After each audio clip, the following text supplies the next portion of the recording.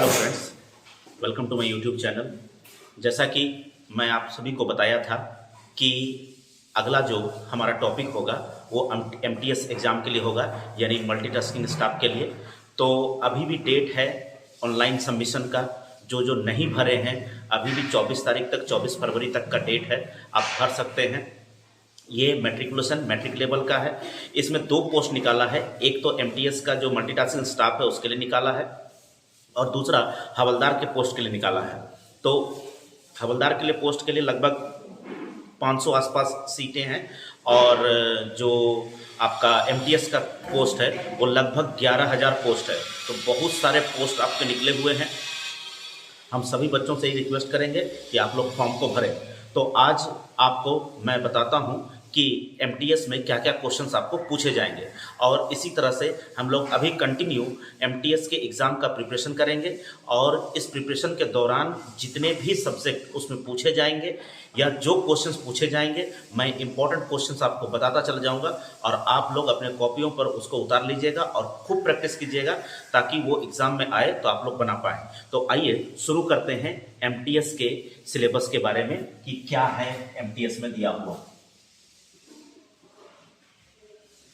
MTS में आपको जो है सेक्शन 2 दिया हुआ है। 2 सेक्शन पर, पहला सेक्शन और सेक्शन दूसरा, सेक्शन 2 सेक्शन आपको दिया हुआ है, जिसमें से आपको पहला सेक्शन जो क्वेश्चन आपको पूछेगा इसमें रीजनिंग के क्वेश्चंस रहेंगे और मैथ के क्वेश्चंस रहेंगे। ये 2 आपको दिया हुआ है। और सेक्शन 2 पर आपको दिया रहेगा जीके जीएस और आपको लैंग्वेज यानी इंग्लिश लैंग्वेज के बारे में आपको पूछेगा। तो ये आपके 2 पार्ट हैं। इस 2 पार्ट में आप लोग ध्यान रखिएगा कि जो सेक्शन 1 दिया गया है इसमें नो नेगेटिव मार्क है, इसमें नेगेटिव मार्क नहीं है, ये ध्यान रखिएगा। इसमें नेगेटिव मार्क्स नहीं है, लेकिन जो सेक्शन 2 है उसमें आपका नेगेटिव मार्क्स है। यही आपका सिलेक्शन कराएगा, जिसमें आपको ईच रॉन्ग प्रत्येक अगर आप गलत करते हैं तो 1 मार्क्स आपका कट जाएगा। ये आप लोग ध्यान रखिएगा। तो इसी को आगे बढ़ाते हुए आगे हवलदार में क्या है, जो हवलदार का अलग से पोस्ट निकाला है हवलदार का, इसमें आपको 2 एग्जाम होंगे, जिसमें से पहला तो आपका जो सीबीटी टेस्ट होगा, कंप्यूटर बेस्ड टेस्ट होगा, और दूसरा इसका फिजिकल टेस्ट है जिसमें रनिंग या फिर बाकी चीजों को आपको जांचा जाएगा। इसको ध्यान में रखिएगा। तो इसी के आधार पर जो है ये आपका जो चैप्टर जो है हम लोग आगे पढ़ेंगे। एमटीएस में क्या क्या चीजें जो है वो हम लोग को यहाँ पूछेगा। तो आइए शुरू करते हैं इसमें कि रीजनिंग को या फिर मैथ्स में या फिर जीके जीएस या इंग्लिश में क्या क्या टाइप के क्वेश्चंस को हमको पढ़ने हैं जो हमारे एग्जाम में आने वाले हैं। तो शुरू करते हैं सबसे पहले इंग्लिश के कंपैरिजन से कि इंग्लिश में क्या क्या क्वेश्चंस आपको पूछा जाएंगे। तो ये सभी आप लोग इसका स्क्रीनशॉट ले लीजिएगा और इस पर बेस्ड हम लोग क्वेश्चन भी आगे पढ़ेंगे और सीखेंगे हम लोग। तो इंग्लिश का जो टॉपिक होगा उसमें जो इंपॉर्टेंट आपको पढ़ना है सिर्फ मैं वही आपको बता रहा हूं। इसमें आपको पढ़ने हैं स्पेलिंग एरर में, स्पेलिंग के बारे में जानना है कि कौन सा स्पेलिंग में क्या लगना चाहिए क्या नहीं लगना चाहिए। इस आधार से आपको उसमें एरर जो है वो ढूंढना है। उसके बाद आपको एडियम्स फ्रेज आपको जानने हैं, जिसको हम लोग कहावत भी कहते हैं, मुहावरे कहते हैं, वो आपको जानने हैं। वन वर्ड सब्स्टिट्यूशन जानने हैं। अनेक शब्दों के बदले एक शब्द जिसको हम लोग हिंदी में कहते हैं। इसमें हम लोग को जानना है सिनोनियम्स और एंटोनियम्स के बारे में। सिनोनियम्स एंटोनियम्स मतलब होता है समानार्थी शब्द और विपरीतार्थी शब्द के बारे में हमको जानना है। इसके साथ साथ हमको सेंटेंस करेक्शन के लिए दिया रहेगा, यानी आपको सेंटेंस जो है हो सकता है उसमें आपका क्रिया गलत हो सकता है उसमें कर्ता गलत हो, या हो सकता है उसमें बाकी चीजें कुछ गलत हो सकती हैं, तो उसको ढूंढना है। यानी सेंटेंस में हम लोग देखते हैं कि subject plus verb plus object होता है, तो इन तीनों में से कोई एक एरर होगा, तो उसको आपको करेक्शन करना है जो आपके ऑप्शंस पर दिए रहेंगे। इसके साथ साथ ये जो स्पेलिंग्स हैं, स्पेलिंग्स में मैंने आपको बता दिया कि एरर स्पेलिंग्स आपको पूछे जाएंगे, आपको बताना है कि कौन सा स्पेलिंग गलत है। तो इतने ही क्वेश्चंस आपको जानने हैं, इतने ही टॉपिक्स आपको जानने हैं इंग्लिश में। इतना जान जाएंगे तो इंग्लिश में जो क्वेश्चंस आपको पूछे जाएंगे, यानी इंग्लिश में आपको क्वेश्चन जो पूछा जाएगा, यहां पर ध्यान रखिएगा कि ये 25 नंबर का आपको पूछा जाएगा। 25 क्वेश्चन इसमें रहेंगे, 25 में से 25 क्वेश्चन आप इसमें बना सकते हैं, लेकिन गलती नहीं कीजिएगा, क्योंकि जैसे मैंने कहा कि सेक्शन 2 में आपका एरर है, आपको नेगेटिव मार्किंग है, इसलिए इसमें गलती नहीं कीजिएगा। तो मैं कोशिश करूंगा कि ये सारे चैप्टर्स जो मैं आपको पढ़ाऊं और आपके उन चीजों को पढ़ाऊं जो एग्जाम में आएंगे। अगला हम लोग जानेंगे मैथ के बारे में। मैथ में क्या क्या क्वेश्चन पूछे जाते हैं, ये रहा इंग्लिश का। अब मैथ में क्या क्या क्वेश्चन पूछे जाएंगे, इसको ध्यान रखिए। मैथ में सबसे पहला आपको पूछा जाएगा सिंप्लीफिकेशन, यानी सरलीकरण, सिंप्लीफिकेशन आपको पूछा जाएगा। दूसरा आपको SICI यानी कंपाउंड इंटरेस्ट और सिंपल इंटरेस्ट पूछा जाएगा। आप लोग में से जो पहली बार मेरे वीडियो से जुड़ रहे हैं, मेरे चैनल से जुड़ रहे हैं, उनको बता दूं कि कंपाउंड इंटरेस्ट का मैं क्वेश्चन कराया हुआ हूं, उसमें से आप उसको कर सकते हैं, वही क्वेश्चंस आपके एग्जाम में आने वाले हैं। इसके साथ साथ आपको जानना है एवरेज यानी औसत के बारे में, औसत से क्वेश्चन पूछेगा। इसके साथ साथ आपको इसमें रेशियो प्रोपोर्शंस यानी अनुपात समानुपात के बारे में आपको जानना है, यहां से क्वेश्चन पूछेगा। उसके बाद आपको पूछेगा एज प्रॉब्लम, आयु से संबंधित प्रॉब्लम जो है ये आपको जानने हैं। इसके साथ साथ आपको क्वेश्चन पूछेगा speed time distance, speed time distance के बारे में जानना है। इसके बाद आपको क्वेश्चन पूछेगा परसेंटेज से।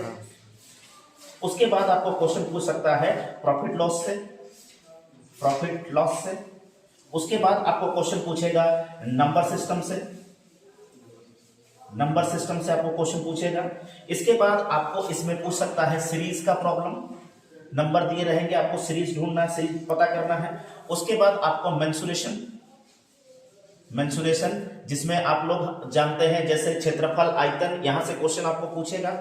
उसके बाद आपको पूछेगा टाइम एंड वर्क से आपको क्वेश्चन पूछेगा।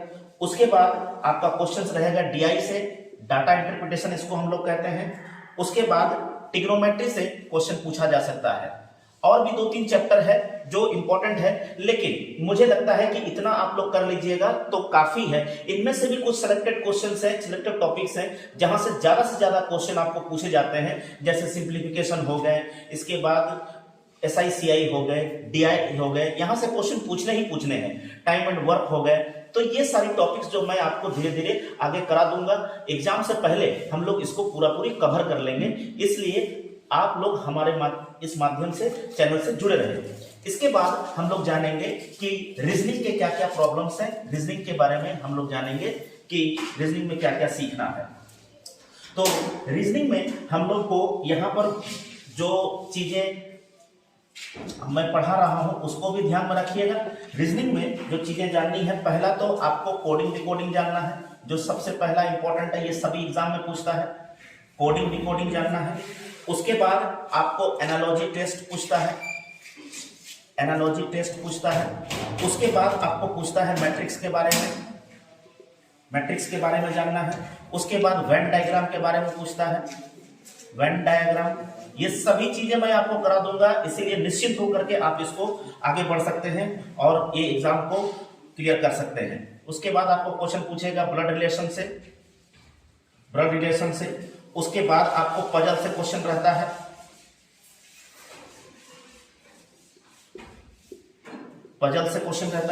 इस तरह से कुछ क्वेश्चंस रहते हैं। तो यही सब आपके ज्यादा इंपॉर्टेंट है, ज्यादा एग्जाम में आपको पूछे जाएंगे। तो ये सारे टॉपिक्स को मैं आपको करा दूंगा, इसलिए निश्चिंत रहें। अगला जो टॉपिक आपका लास्ट जो है वो है आपका जीके जीएस से। तो जीके जीएस में आपको ध्यान रखना है, साइंस से आपको क्वेश्चन पूछेगा। साइंस में कोशिश कीजिएगा कि फिजिक्स और केमिस्ट्री को अच्छी तरीके से कर लेने के लिए, और बायोलॉजी को, इसमें से जो इंपॉर्टेंट होगा मैं आपको बताता चला जाऊंगा। उसके बाद इसमें जीके जीएस में आपको अवार्ड के बारे में जानना है, अभी क्या अवार्ड, किसको क्या अवार्ड मिला है उसके बारे में जानना है। उसके बाद आप करंट अफेयर्स थोड़ा देख लीजिएगा। करंट अफेयर्स में अभी वर्तमान कौन राज्यपाल हैं, कौन मुख्यमंत्री हैं, ये सब क्वेश्चन एग्जाम में पूछता है ज्यादातर।